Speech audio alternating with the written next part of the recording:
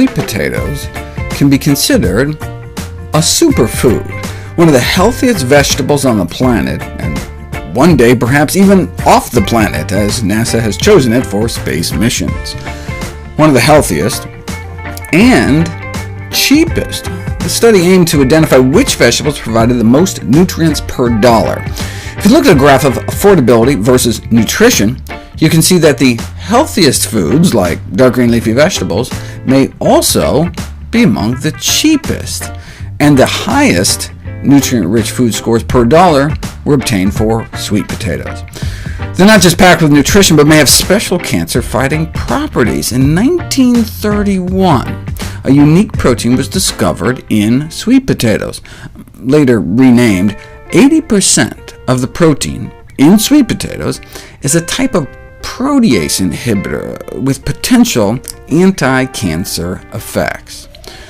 It was originally tested against leukemia cells and appears to suppress the growth of leukemia cells in a petri dish, but how would a sweet potato protein ever get into our bloodstream? As soon as most proteins hit our stomach, they start getting digested. So they tried sweet potato protein against tongue cancer. Sweet potato constituents certainly come in contact with our mouth.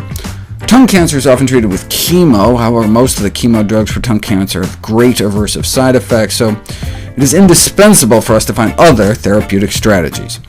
Sweet potato protein rapidly diminished viability of the cancer within a matter of days, leading them to propose that sweet potato may be useful for human tongue cancer, but presumably not much else. Remarkably, though, this class of proteins doesn't just survive digestion, but may be absorbed into the bloodstream intact, and at least 2 of the 9 women with advanced cervical cancer they tried giving it to. So, most recently, it was tried on colorectal cancer cells, one of our most common and deadly cancers. Normally, we just surgically remove the colon, but that only works in the early stages, since there are often micrometastases outside the colon that can subsequently lead to cancer recurrence and death. And so we've started searching for anti-metastatic agents. And not only does sweet potato protein slow down the growth of colon cancer cells, but decreases cancer cell migration and invasion.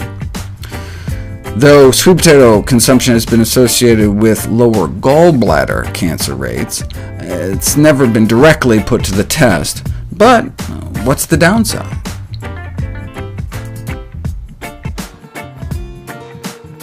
This is how you grow sweet potatoes. This is the first step. Get the sweet potatoes. Okay? The next step is to get some potting soil. So I'm going to bury them down in there. And then they go into a hot spot, and then they'll spring into action and start making what is called slips. And we're going to come back and pull the slips off of them in a few weeks.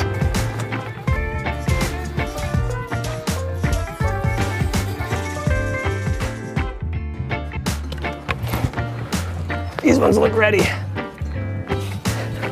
These are little slips. So a slip is a tiny piece of sweet potato vine that will turn into a whole new sweet potato plant. Alrighty.